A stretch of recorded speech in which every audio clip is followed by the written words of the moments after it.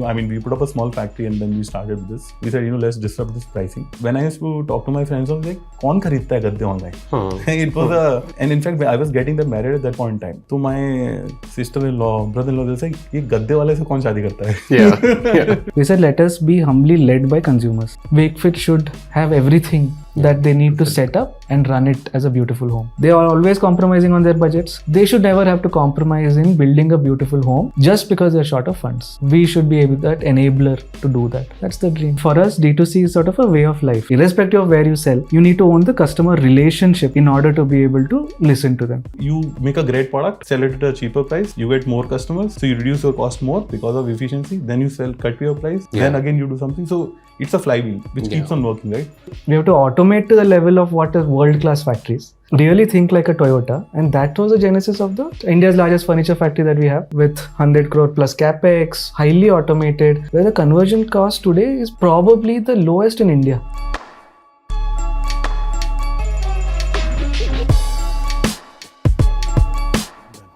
Okay.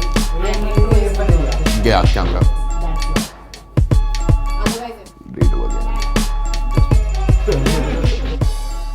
Welcome to the Day One podcast by Elevation Capital, where we focus on the stories of founders and companies that the fund partners with. I'm Chirag, I'm a principal at the fund and focus on the consumer space. And today we have with us Ankit and Chaitanya, who are the founders of Wakefit. Founded in 2016, Wakefit started out as a category-defining company in the online mattress space and continues to offer a significantly superior value prop to customers, which has led to an over 40% market share. Leveraging that core, the company has now expanded omnichannel and also has products spanning furniture, accessories, and the broader sleep space. The team at Wakefit believes that high-quality products in this category should not be a luxury in India and has always solved for offering the highest quality products to the middle-class Bharat. Today, Wakefit operates at a revenue scale of 1,000 crore plus and is on track to be profitable for FY24. In fact, it might come out as a surprise, but the company was profitable for the first 5-6 years of its existence and then chose to enter the furniture market, something which has been looked at skeptically by the outside world, but as we engaged with the founders and dug into the business, came out really excited about as we partnered with the company in the last few weeks. Thank you so much, Ankit and Chaitanya, for having us here. And what better place to host the podcast than your office itself. It's a pleasure to have you here. Thank you. Thanks for having us. Awesome. So I think, in my mind, Wakefit is an extremely special company. But maybe the first thing I would want to talk about is that it's the perfect example of how doing the right thing for the consumer over and over years consistently keeps on expanding the TAM. I think when we met you for the first time in 2018, and it's a huge mistake to not partner then. But anyways, I'll keep my regret for later. It's glad we could finally do this. But even in 2018, you were maybe around 2.5 crores a month and still the market leader in the online space. And like most rational people, we thought that this is a limit to scalability. And given you're already market leader, how large can this become? But over the years, you have not just grown your own business significantly, but also the business for your partners, Amazon, Flipkart, online marketplaces, the most obvious extension. So, and I think all of this has happened because you didn't focus on all of these questions, but just focused on the consumer and the value proposition you offered to them. So can you talk a little bit on that? Like, what was your day zero core consumer insight? Why did you start building Wakefit, or what gave you the conviction to start in this space?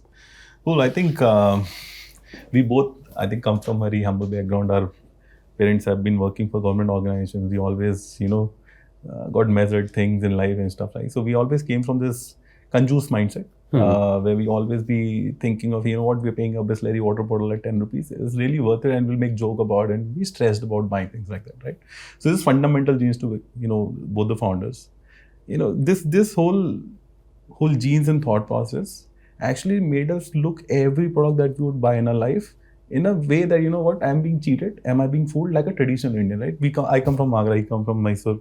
Yeah. So we both are tier 2 town, people who have grown up in a very traditional mindset and stuff. So we have this as an Indian habit of gauging everything from a lens of saying, how much am I getting fooled? Why am I being charged so much of money? For example, in some of the wedding ceremonies, we'll see, big brands being gifted, and we'll notice the price tag. Obviously, there'll be MRP sticker. We'll just go and look at it closely and say, wow, my uncle is giving so much of money, right? So it'll be like, what is going wrong and stuff like that, right? So at one fine day, what happened? I think we were in the market. After graduation, we got a job, and of course, we got paid decently well. We said, okay, let's buy a mattress and let's upgrade ourselves from coir or a cotton mattress, go to a decent, good quality brand. We walked into some of the shops, good branded shops, right? And we saw that price was some 10,000 for a single and stuff like that. And this is 2013, 14? Yeah, 14, okay. I think. Okay. And we had made, saved some money. So we went into those shops and we looked at the weight also. Apparently, all the stickers used to mention MRP and the weight of the product. And we could do a mathematics saying, per kg price we are paying is this. And I think I come from this chemical background, so I know what is the kg price of this metal, right? So you can say, wow, X rupees raw material price is being charged 3x rupees the MRP is the 3x of the X raw material price. Like I said, something is wrong. We got on a table, we said, what, something's wrong. Let's figure out if there's something disrupted, or these brands, typically all the offline, good quality brands, they were making so much of money that X is 3x. Like you're talking about crazy gross margins. Yeah. So we then, because of this thing that we went inside, start talking to distributors, dealers, customers, and what we realized that the whole supply chain is very, very inefficient. What happens is there are only a few walk-ins into a shop, a mattress shop, because it's a category where it's being bought 6 years, 7 years once. Right? People generally don't buy mattresses as frequently. Very frequently. So walk-ins are less. You're paying for rental, people, staff, electricity, management. Everything is being paid for the whole, let's say 10% utilization of the store. Right? So we knew that the supply chain was disrupted, stockist, super stockist, dealer, everything is inefficient. And online was kind of very hot those days. Amazon, Flipkart were just booming out in 2014. We all know, right? Billion days were happening and stuff like that. It was a very exciting time. We launched it at Amazon. On Amazon's, we put up a small factory and then we started this. We said, let's disrupt this pricing. And we saw that in the first 3 or 4 months of launching, right, we started selling 1 mattress a day, 2 mattresses a day, 3 mattresses a day. And we were surprised to the core, like, what is happening? We never imagined. In fact, when I used to talk to my friends, I was like, "Kaun kharidta hai gadde online?" It was and in fact, I was getting them married at that point in time.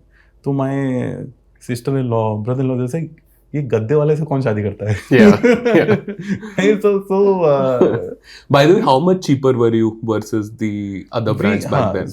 So I'll come to that, but I think we launched at about 15% cheaper price point compared to these traditional brands. Okay. Now we saw this kick, and I think then we have this habit of talking to customers, by the way. I think this also comes very strong in us.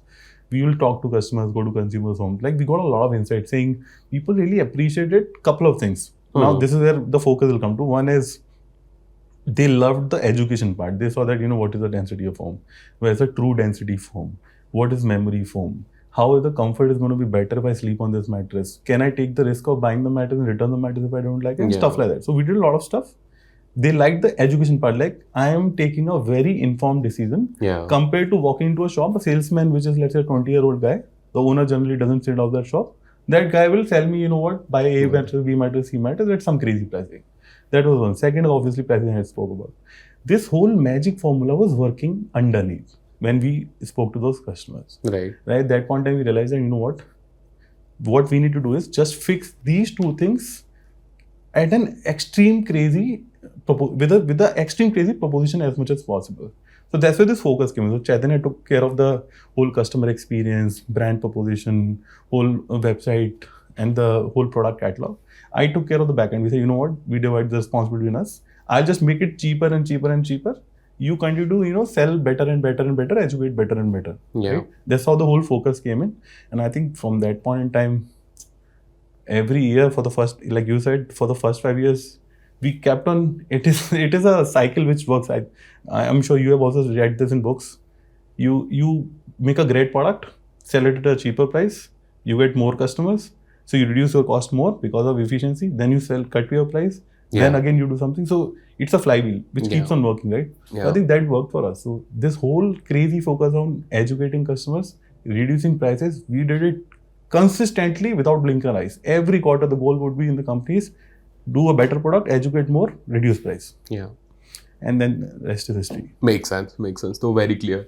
So I think if I just abstract out, like one, you're saying superior products at affordable prices, and second, almost empowering the customer and eliminating complexity in that purchase journey. Those are the two big things that we did. And I think it's very important, right? Like even the second part, that's pretty much what defines a brand. If you are eliminating complexity for the customer, making that purchase decision very, very simple, that's when you start becoming category defining. Something like Xerox probably is the best example there. But equally important is the how part of it. Like the best companies don't get built by just figuring out what to do. You also need to figure out how you will do it and also build it as an institution and keep the focus going there. So can you touch a little bit on the how? What are, once you realize this is working, as you said, orders kept going up month on month, what did you decide are the most important capabilities to build in-house to strengthen Wakefit as a brand? And maybe we can go a little bit sequentially in time. What were some big realizations? What did you choose to invest in, and what did that lead to? So I think a lot of the learnings came very, very organically. And the context also is that this is Ankit's second startup, my third startup. We had tried a few things, failed at it. And so this time we said, we are not going to be driven by any hypothesis, any testing, any focus groups, any interviews. We said, let us be humbly led by consumers. And they invariably knew the answers. It's just that we had to learn how to listen to them. For example, in the initial customer home visits, we realized that customers were worried that if my mattress is purchased, you are giving a 10-year warranty, great. But if the first month or second month my baby pees on it, that stain is there for the next 10 years. What the hell do I do? So the genesis of mattress protector category happened there. We said we will start a category. It was very prevalent in the US, but in India it wasn't there. Fitted mattress protectors. So we started doing that. That worked out beautifully. Some customers said, I took a risk by purchasing online. I had no clue who you are. Then when the delivery guy came with a cardboard carton rolled up and folded like this, I thought, oh my God, I've made a mistake. That's where the investment on packaging came from. Then Ankit's brain works on frugality and making reuse, right? He saw that the cutoffs from the mattress fabrics were all lying there and they were being sold as scrap. So, and then the lot of scrap foam was also being there from the cut pieces of the blocks. So he figured out that what if we put up a shredding machine where the foam and memory foam is shredded into small pieces? What if we use these pieces and make it into a pillowcase? And we launched pillows. To this day, the pillow design you'll see is white and grey. That it's become a standardized design, and today when people want to copy us, they use that design and they actually buy that fabric and do it. For us, it is extra material. Got it. So the product came there. Then the next big inflection point was returns. We started off with a 30-day return period, and it was running. We were slightly worried. Then one day we said, what if we do 100 days? Back then, the only return rates that were published in the media and that we knew about was apparel. Yeah. So apparel had a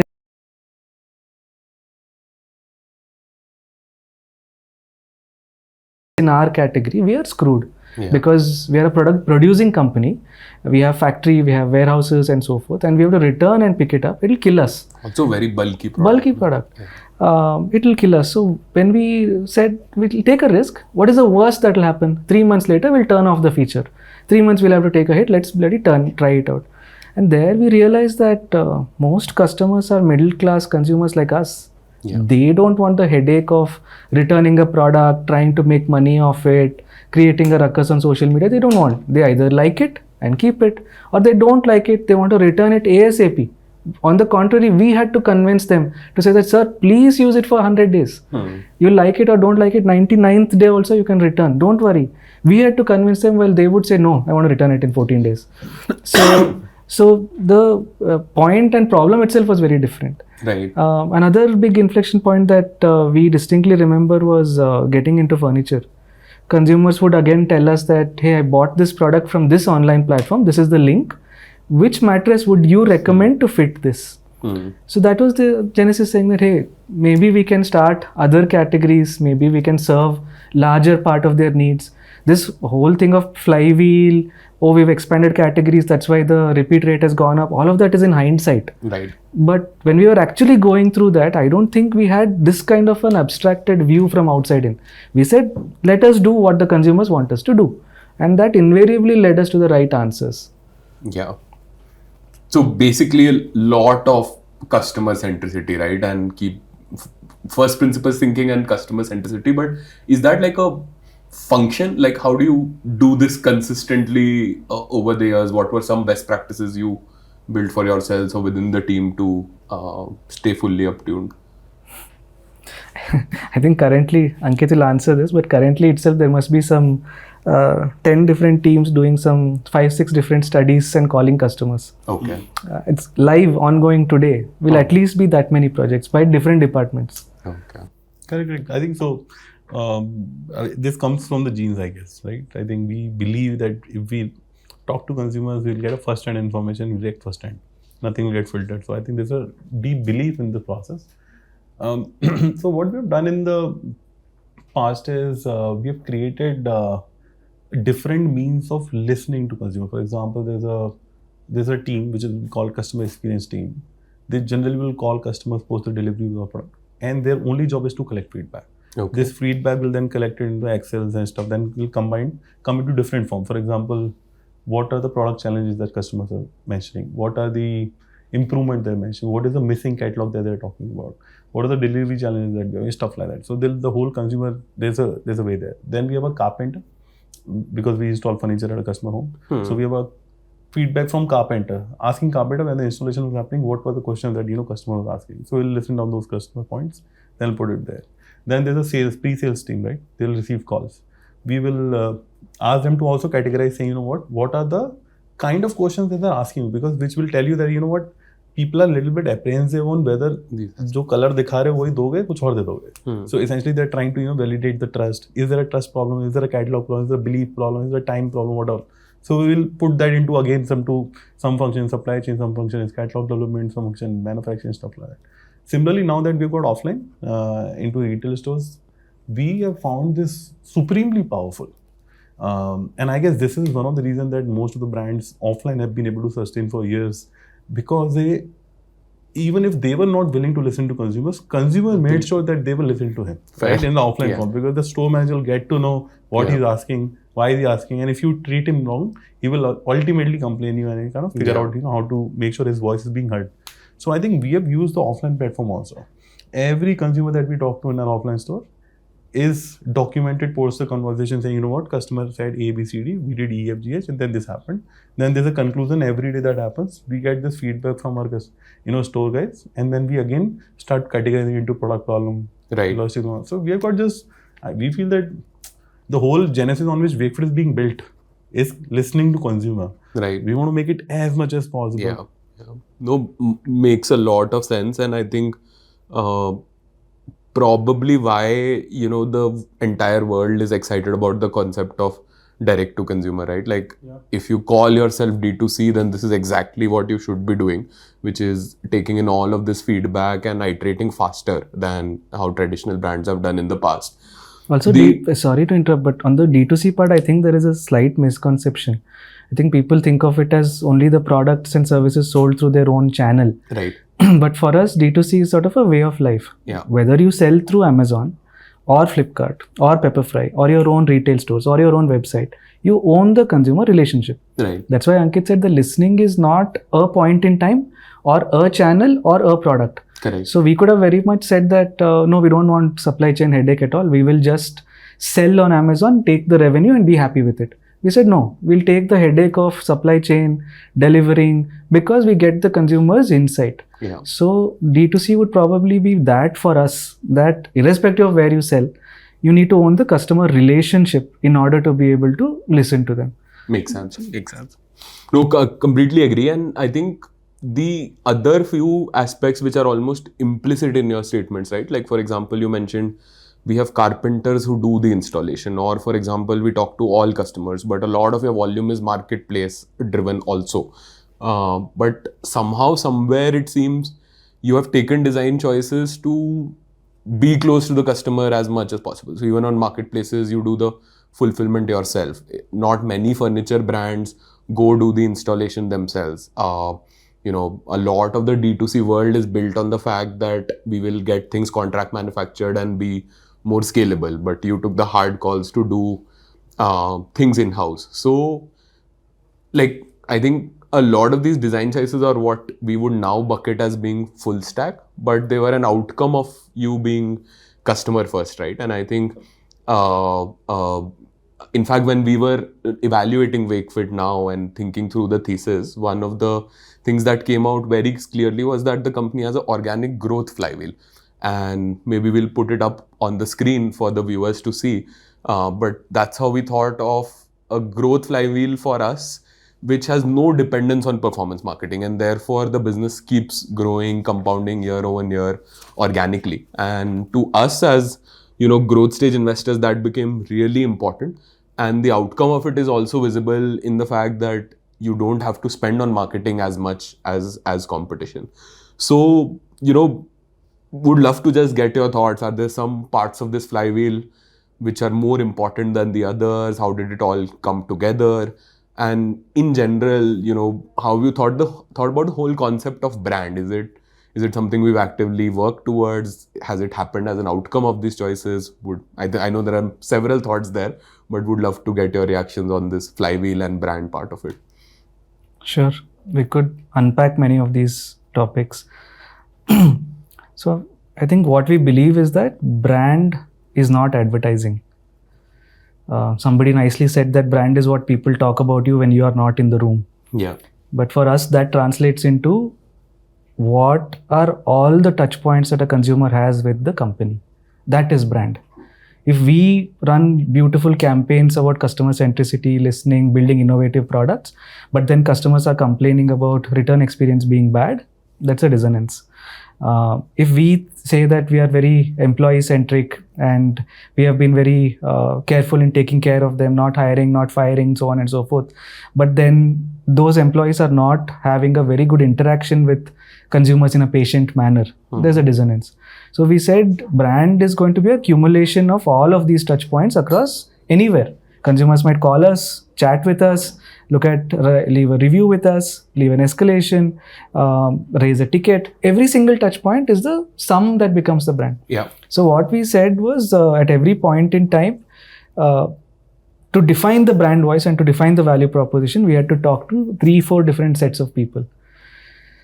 Set number 1 was consumers who have bought us and have loved us. Set number 2 was consumers who were aware of us but did not buy us. Set number 3 was people who are just not aware of us. Set number 4 was the founders and the management team. Saying that why are we doing what we are doing and what is our motivation? Is it to build certain revenue target? Is it to become largest? Is it to become a leader in a category? What? Why are we doing what we are doing? Through our actions, through our calls, through our rituals.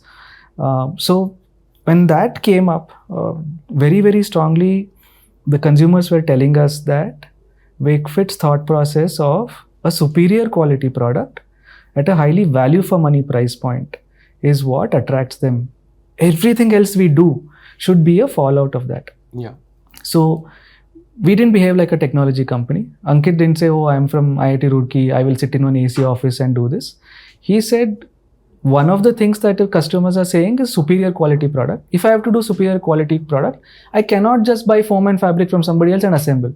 I have to know the chemistry of foaming. When it came to the demand side, we could have simply said, oh, I'll just buy a Shopify or a Magento. But our products and the number of features and customer-centric properties that we had was just not matching with any of the existing platforms. Right. So we said, let us build a custom stack for the website which suits our needs. Our ticketing system is open source. We've customized it to our needs. We didn't go with a particular large platform. So every single design choice, whether it is R&D, production, engineering, design of furniture, delivery, installation, we said they were not individual disparate choices. If we had to deliver that superior quality at an affordable price point, we had to do all of these. There was absolutely no other way we could have done it. So since the starting point was clear, the answers also slowly became clear. So for us, that became the brand that people should always think about us. And one of the ways that Ankit worded in a different context was, if a customer comes in with a bare shell home, Wakefit should have everything that they need to set up and run it as a beautiful home. And because we came from middle class, our dream is that they are always compromising on their budgets. They have one salary or two salaries to run the whole household. They should never have to compromise in building a beautiful home just because they're short of funds. We should be able that enabler to do that. That's the dream. Makes sense. So very insightful. I'm just curious, how many people would we have in the company now? 1,600 full time and about 2,500-3,000 on contract and so forth. So I think, like, you know, for all of what you described to function very well as a coherent unit, and you again mentioned like that even for the brand studies, you would talk to employees, and that alignment on what we are doing, why we are doing is super critical. So how do you solve that problem in a team this big now? So would love to get perspectives on, you know, how the team itself has evolved, maybe a smaller set, the core team for Wakefit, and also B, are there some routines, rituals, processes both of you as founders built over time to make sure it's a coherent DNA across the company and, you know, things are not getting lost in translation? So I think some of the things that are very, very critical to, let's say, if you want to pass on the culture, right? You have to feel the culture, you believe the culture, and then you have to feel and believe the problem actually, right? So I think we both founders from day one have been rolling up our sleeves and going to the ground. Like we call it Gemba. Yeah. So we always go to the ground and do it by ourselves, right? Even today, for example, if you ask Chaitanya, what was your yesterday target, let's say money that you would have invested on Google in this cabin, he most likely would remember. And what ROI also he would remember. Yeah. And if you ask me, how many mattresses that factory made and what is the yield of that factory at that day, I'll remember that. Which means that, we are always hands-on when whatever we are doing. So what happens is when you're hands-on, right, you're talking to people, L0, L1, L2, L3, all levels. And those meetings, you will figure out that, if something is not working, we'll course correct that day, that moment itself. Makes sense. So we don't leave it to saying, we're going to do some culture session, we'll bring some leaders, that guy will give gyan and things will flow down. No, nothing happens. We feel that unless we don't do this, it will not happen. And we have learned it from many books. We both read books and we find it that there's no better person than founders who can, trickle the culture down to the labor level. Right? That is one. Second, I think it's a process. Over the period of time, we have matured in terms of figuring, saying, there's a large organization. How do we make sure that because there's so many people, right? So we run OKRs now. We got this tool. We learned about Google, YouTube, such big companies. And in fact, our investors helped us in figuring out this. We went through a program. They trained us on this. We use this tool called OKR. And I think it took us about 15 months to get it implemented in a company. It's such intense that a CTO or a founder is required to actually take the tool to the depth that everybody is following the tool. Otherwise, many KPIs or KRAs tools that you would have heard, so many companies have them, but it's just merely for targets and your bonus or tracking, right? Yeah. But I think in a company, just tool is just revered. Like every day, I would be investing almost 3.5 hours of my time on a daily basis. Chaitanya similarly about 2-3 hours on a daily basis. He would invest just in OKRs. And the whole reason is we know that we are not going to solve the problem anymore now. People on the ground have to do it. But this whole culture should trickle down saying, what? We have to be measured. We have to talk to customers. We have to listen to everything. Be measured. Be frugal. All of those principles, we just make sure that it's just every day in all possible things just goes down and down and down. Yeah. So in fact, it was a little bit funny. So whenever any mid-senior or senior person will join our company, we'll ask him to go visit one factory randomly or some retail store or let's say some team here in office. And when they will spend 1 week, we'll ask them, tell us what did you learn? They'll say, one thing I've learned, यहाँ सब पैसा बचा रहे So I think we love it. That's when great. we hear it, what everybody is saying, ये क्यों करा? So for example, ये block ऐसे क्यों काटते हैं? ऐसे पैसे बचता है. ये ऐसे marketing में वो पैसा बचता है. Interesting. So I think this whole culture comes from the founders, I guess. And in this sort of culture, like, are there some archetypes of people who have thrived? Like if you reflect on folks who have done really well at Wakefit, are there some things in common? We are very, very proud of one of the fact for us that last 8-9 years, we have not seen attrition to the people whom we believe that they're going to be our successors in future, right? In fact, we learned this from HUL. I think there's a book called CEO Story or CEO Factory, right? We read this. And we saw that, a lot of people are hired from there. And then a lot of senior folks who become VPs and CEOs, they actually got down first. So we said, okay, let's try for ourselves also. We're so fortunate that we had a decent quantity number of folks. Almost all of them are stuck to us. And they probably are going to be our future leaders. So we believe this... These folks are coming fresh out of campus, is that what you're saying? all Oh, fresh. wow. Okay, nice. They are becoming our leaders. So we feel very, very fortunate that and that's probably because we spend time directly with them. We don't call us, for example, a C suit or a VP suit saying, we define, we take you to Goa, do some fancy exercise in 2 days meeting, and now it's your problem. So I think that kick energy comes every day on that meeting. Say, today what I'm going to deliver. Yeah.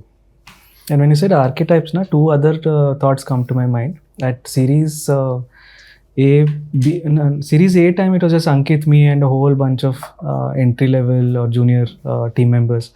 But beyond BC, we noticed one pattern. Suddenly, one Saturday meeting, we realized that every single person in our senior leadership team were ex-failed entrepreneurs. Okay. So at that point in time, our CFO, our CTO, our VP growth, logistics head, literally everybody was somebody who had good education, middle class family, good job, left it, tried, failed, and then they joined Wakefit. That worked very, very well. Second archetype that worked very well is we did something called the EIR program, Entrepreneur in Residence.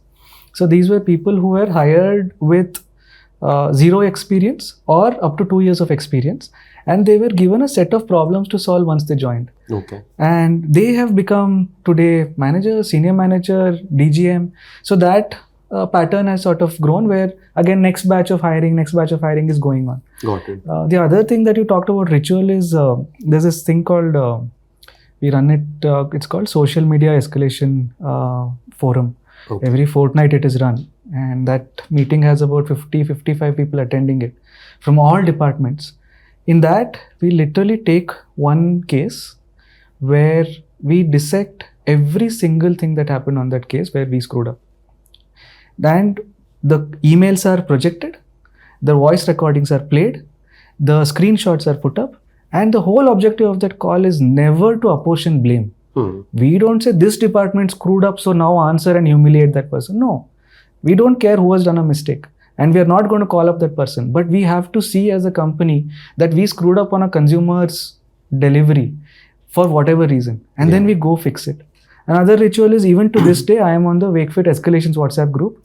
And whatever anybody tags me on Facebook, LinkedIn, Twitter, anywhere else, I take it, put it there, chase it down to root cause analysis and final implementation. And until that root cause and final implementation is done and we give the apology letter to that consumer, I do not let it go. It has to be bloody closed. That is ritual. That shows that we are not just randomly thinking of it as a policy. Right. And it's not, I don't refer to those people as what happened to order number XYZ. I say what happened to customer Gayatri. What happened to customer Pradeep? Because they are not a statistic. They are a person.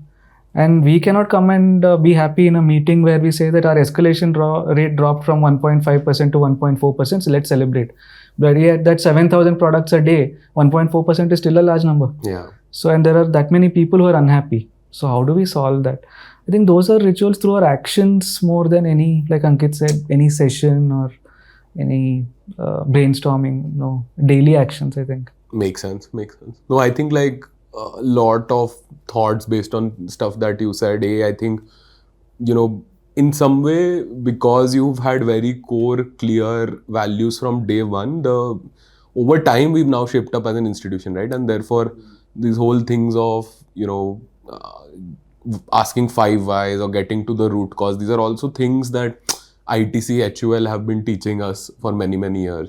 This is also the reason why they are able to hire fresh out of campus and so are you seeing success there. So having that clear culture, thought process, value system, I feel is extremely critical for some of these things to play out.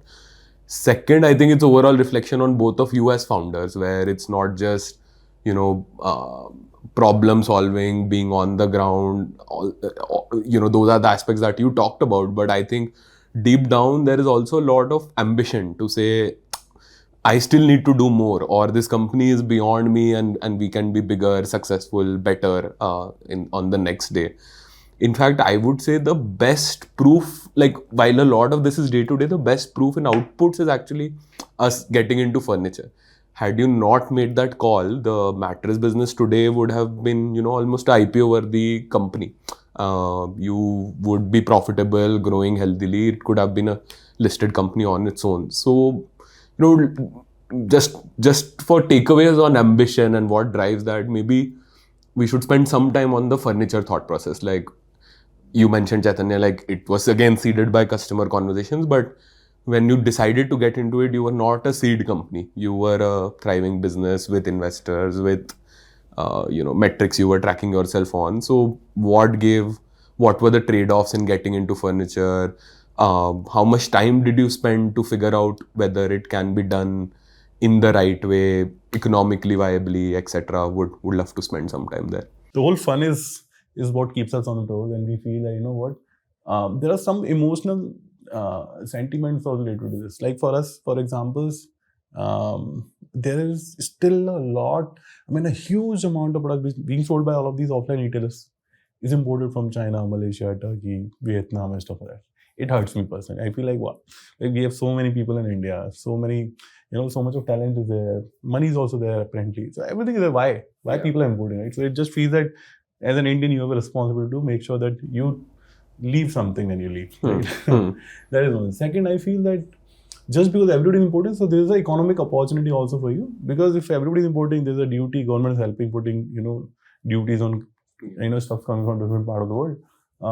So there's obviously, if you make it in-house, all the resources are there, you should be able to do it. Now we see, the success we'll see in some time from now, but all those decisions that we took saying, we have a responsibility, there's the economies being set up, and we are the right set of founders maybe. And we also, made a very thoughtful exercise, saying, can we do it? We felt that, we are probably the only one who could do it. The reason being that, we love the sound of machines. And he loves the sound of customers yelling at him. So we feel that, a hardcore furniture company, delivering furniture, building supply chain is so difficult that somebody will scratch it, somebody will damage it, somebody will, make a yellow will not be a yellow, it will be a pale yellow. Like, what is this? Right? So we felt that, one has to go literally very deep into supply chain. And we felt that we have those genes. Roll up your sleeves and just walk into the factory. I think that's how we took this decision. And it's almost 4 years, I guess, since the time we did it. We believe that just like we had a very solid fundamental on why Wakefit should become a success in mattress or the sleep industry, we also believe that we have the right fundamentals on which we are building the furniture. And some of the common traits are, of course, design inspiration, the right pricing policy offering to customers, delivering without, like, for example, we are probably having one of the India's best supply chain for furniture, not on the scale that people might have, but whatever scale that we have built for furniture, we operated 2% damages or scratches that might happen at the time of delivery, which is so tiny. Like if you would notice anywhere across, so we feel proud saying, we have built something. Similarly, a catalog, similarly the factory, we have the India's largest furniture factory. Correct. We churns furniture like as if, it's printing notes. Yeah. We could see it like, so a lot of hard work. We again bought those principles of saying, we will, if we have to build furniture, we have to think like how Maruti was built, let's say 25, 30 years ago. So how do you do it? You bring professionals. Like, so I think one of the funny lines we make in almost all the interviews now is that, gone are the days when carpenters used to make furniture. Now it's time for engineers to make it. What essentially tells you is that, this is the first time an IIM Indore guy came and, sat down in a factory for the first 12 months and started learning about how to make a furniture.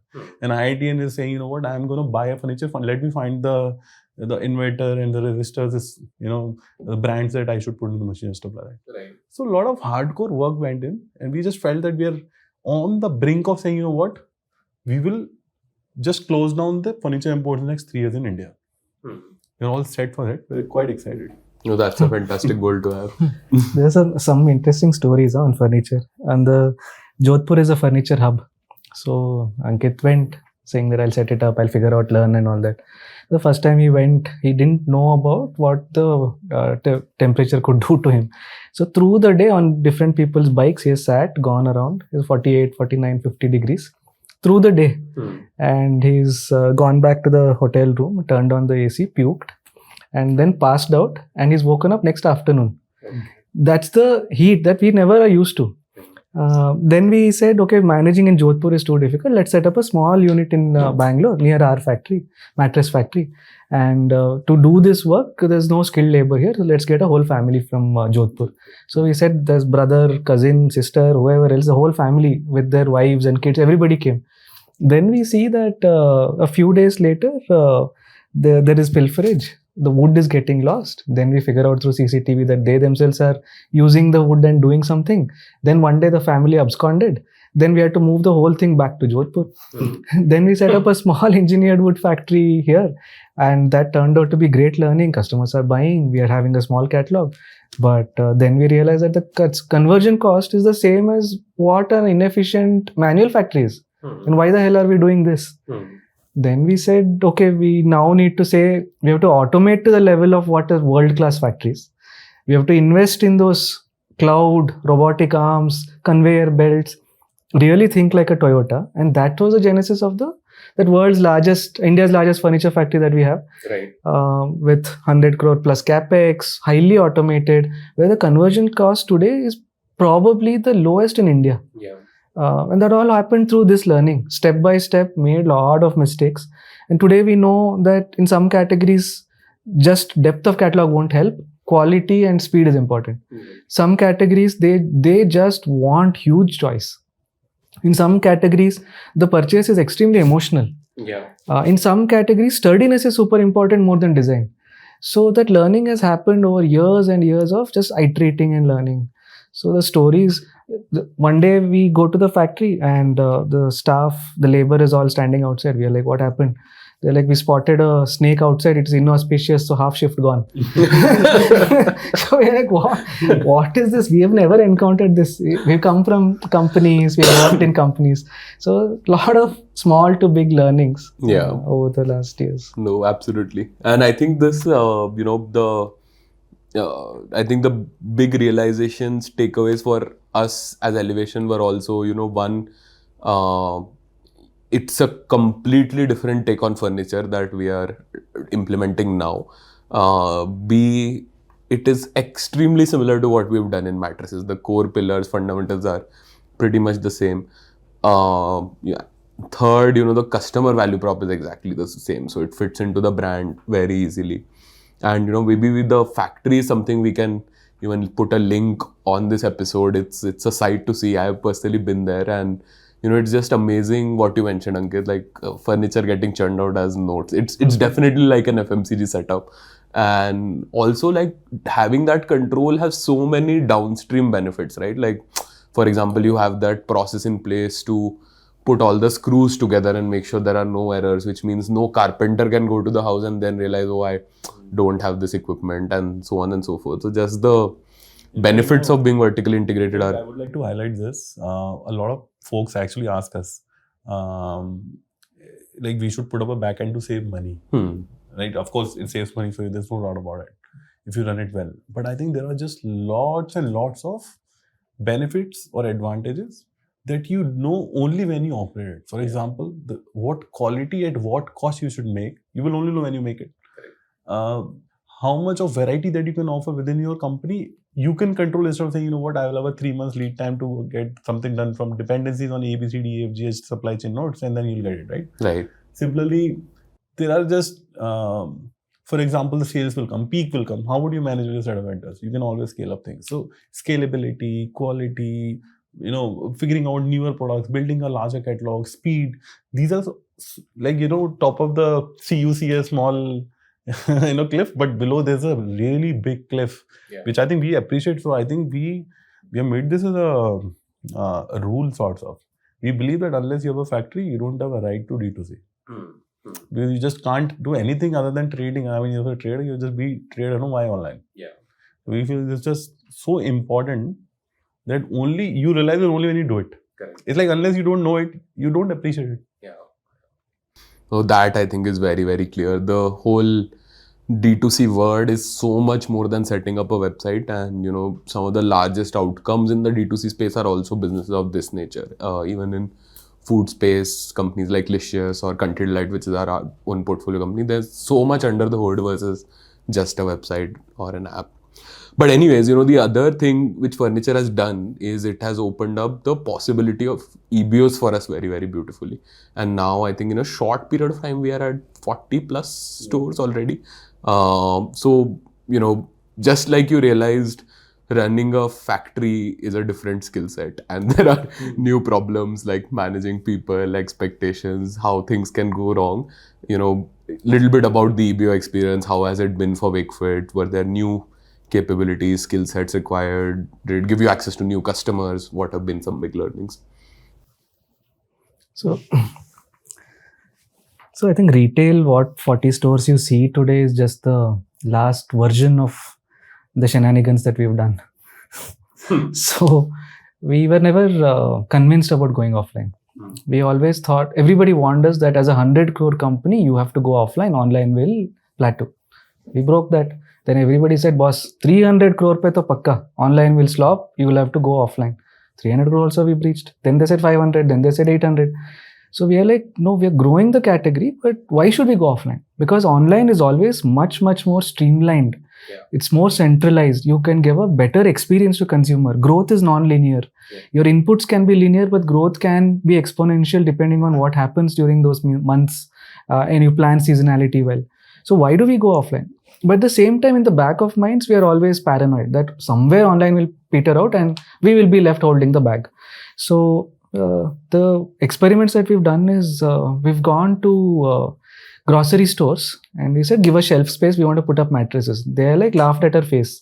Then, boss, I'll put noodles and atta in this. You want to take this space and put mattress. And do you know how expensive the shelf space is? We said, no. They told us. We said, okay, no problem. In that case, give us ceiling space. So we took up ceilings of grocery stores and said we will hang our mattress miniatures with coupon codes, call to action, everything else. And we paid them 5,000-10,000 rupees rental for the ceiling space. And we would take a carpenter, go drill a hole, put this, and we ran that experiment. Then we tried shop in shop.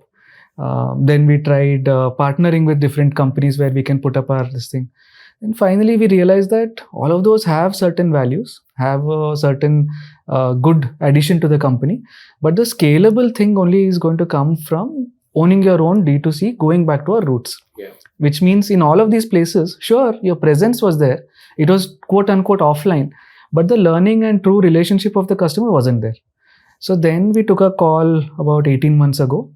We were 0 stores at that point in time. 18 stores ago that we have to open up stores and we have to learn. First principles, no frills. Don't care about what the cost per square foot of incumbents is, competition is, nothing. Take the first 10 stores, try out different formats, right, different cities, different locations. In locations, again, split it into furniture cluster, high street, malls. And do this whole permutation combination and learn what happens. So the lessons were very, very interesting.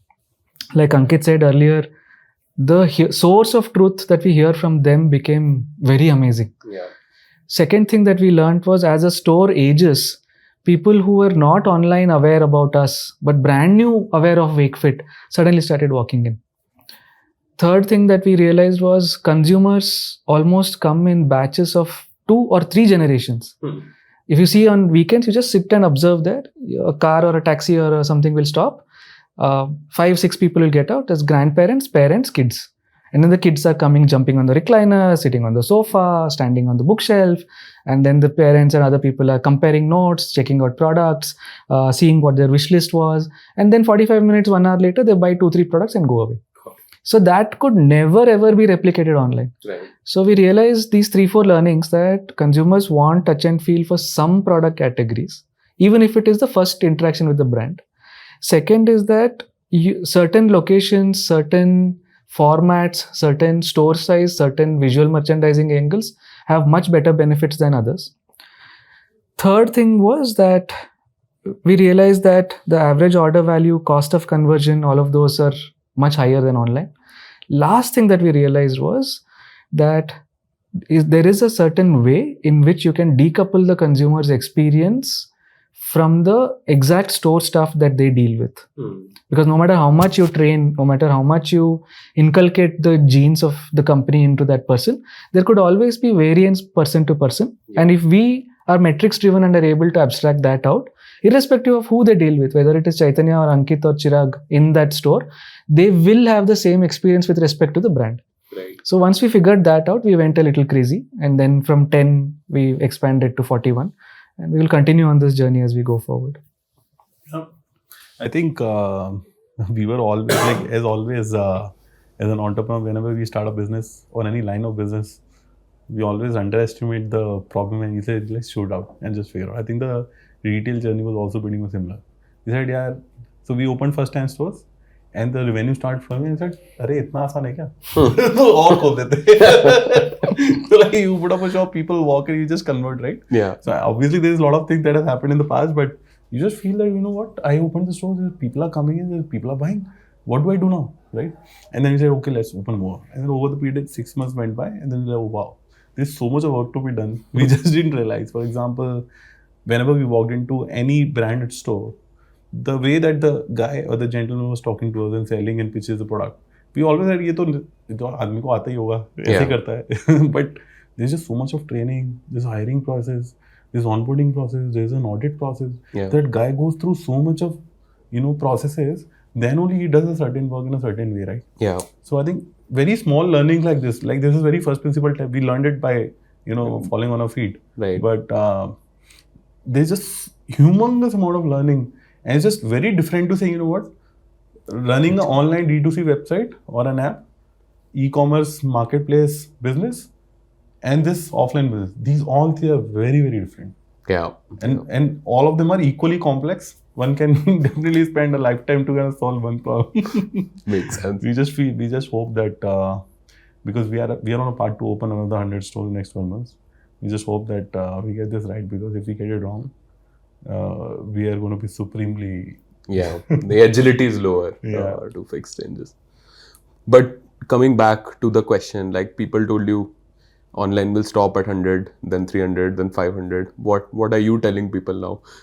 Or do you feel we are in an era where we will see, businesses that are large enough on just online channels? You feel that's something that is going to happen? Or maybe the revenue milestone is not the right way to look at it, right? In which case, is there a better framework? Like if I am an early stage founder today, how should I be thinking about the right time to go offline?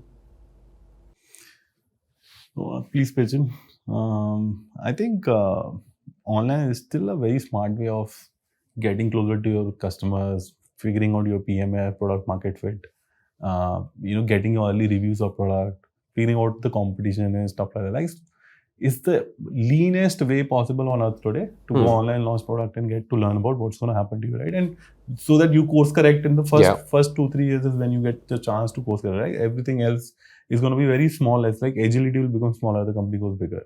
So I think we still feel that. But offline, I think online, offline for a very long time been spoken in isolation. Saying, you know what, online is something, offline is something. But as we started talking to a lot of founders in the same way, like at Hamburg, we spoke to Mamad folks, then we spoke to First Cry. There's so many brands, Lenskart. Yeah. When we spoke to them, and then what we also experienced is this following. We felt that there's no online, offline. Actually, it's a casteism that we founders have done to this industry. Yeah. I don't think it's a customer who has ever thought ye online or offline. Like for example, when we were not having this startup, we would buy a iPhone, let's say, from Flipkart, and would also buy it from a Nukkad corner shop. But like one can always say Apple is omnichannel or online or offline, right? But I think the true word is omnichannel. Yeah. At some point in time, you will realize that, in order to keep the pace of growth, in order to keep the voice of consumer still intact, and in order to become, let's say, relevant at point in time, I think offline will play a very strong role. So it's just that, in my view, it feels after some point in time when you feel that you are ready, and you are not ready only from execution, but also to learn the different piece altogether as a company. Because it requires a different engine altogether, set of people altogether. I think we should definitely venture into. And omnichannel is the way to work. We very strongly feel about it. The only framework point I want to add is that a lot of consumers that I speak to today, a lot of D2C founders I speak to today say that we are going offline at 50 crore only. Times have changed. We are going offline at 100 crore only. We are using GT, modern trade, all of them. The only suggestion I always have for them is it's very, very easy to be seduced by the revenue opportunity on Amazon, Flipkart, or GT. Yeah. Very, very easy. You start getting revenue, they start getting more orders, and it's very happy to just keep on executing and going forward. But I feel that doesn't stand on a very strong foundation, because from day zero, you are not owning the customer relationship. Yeah. And I truly understand that small ticket size, frequent purchases, you cannot follow the playbook that Wakefit has. Correct. It doesn't mean that you have to set up a factory. It doesn't mean that you only have to have your own website. But if you don't own at least 1 or 2 or 3 channels where you're directly talking to consumers, you don't know what capabilities you need to build to survive. Yeah. If you just go after revenue and you don't understand why they're buying you, you also won't know why they will stop buying you. Yeah. Literally, you're surprised and happy that you're growing. One day you'll be surprised and unhappy that they stop buying you. So you don't know why, what happened. So that blindness is probably what scares me the most, that you're not aware of what is happening. So for that, whatever it is, it could be 10% of your business, 20% of your business where you're owning the relationship, be doing that. And then rest you want to do on other channels, sure. Yeah. But unless you know that, I don't think you'll know which muscle to develop in the company. I completely agree. And no, I completely echo your thoughts. 2-3 realizations we've had as a fund, and it's through conversations like this that we've learned as well. So one, I think this online offline is very, very category contextual. There's no common answer. B, I think the right way to look at it, as you said, Ankit, is not online offline, but maybe more D2C and third party retail, right? And I think this has been very, very insight rich. I don't want to take a lot more of your time, but just to wrap up, both of you are true OGs of this direct-to-consumer ecosystem. Also, last 9 years of company building have been ups and downs, but lot more ups than downs. And in that process, you've also accumulated a lot of wisdom. So, if there are any learnings, values, things that you would want to share with early stage founders, things you knew earlier or things you have learned over time which have given you a lot of calm, clarity in life, that could be a great way to end this episode. Maybe we'll take responses from both of you individually for this. I'll start. I think for me, there are 2-3 things I think from my insight. I feel that one, if the top line is not growing and you're doing a lot of effort, there's fundamentally something wrong. Finally, you should go back to your table, think about it, talk to consumers, a lot of consumers if possible, and then you will get your answer. Right? I think continuously say, go offline, go omnichannel, go marketing, go brand, go TV, go. I think this doesn't work if you don't have a PMF, which we call as a PMF, right? Yeah. I think one is to establish PMF very strongly, then only go puzzle about it. Number one. Number two, I feel we have experienced ourselves, money corrupts you. The moment you have money required more than you need, and if you're on the maturity cycle of being an entrepreneur, it can corrupt you like anything. You won't realize when this money slips off your hand. So I think it's extremely important that you value money beyond money, right? And third is, I feel that sooner or later you will realize as you grow big, you would need a lot of hands to work with you at the speed that you're operating. Building right team members. When I say right team members, is those whom you can leave the work to, whether they're skillful, non-skillful. That's a secondary thing. I think you need to have people who can be your buddies. Yeah. I think you grow with them, they will grow with you, the company will grow along with them. I think skill will come and go, but I think this loyalty will never come. So you need to make sure that you're building a healthy balance of skill and attitude and people below you, so that you can always rest on them and move on. Makes I think sense. These are the 3 things. No, very, very, very, very powerful. 3 things for me would be: listen to your consumers, not to investors, with all due respect. Or investors when they come after talking to consumers. Because even the Or more with the check. with the check. Because even the most well-wishers, even the most sincere investors operate with a sliver of context. Yeah. So consumers probably know the truth the best. Yeah. Second one is, lot of founders talk to us and say, oh, this product is good, service is good, but if only we had some 20 crores to market, we would have done a brilliant job. So what we have learned is marketing has no link to the budget you have. So creativity of idea, creativity of content, how you can make it viral, strength of the idea is probably much more important than how much budget you have. Last part I strongly think of is to treat people with respect. So in our company, we have ESOPs granted to shop floor executives, customer care executives. It doesn't matter which department. If you're committed, we grant that.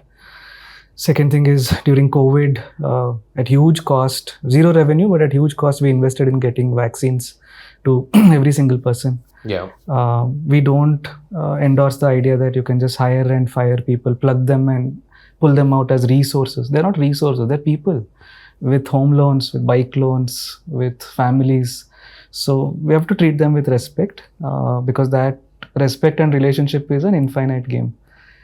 Today I might fire somebody and save some money, but my reputation is gone if I didn't think through, and how I did that firing also should be respectful.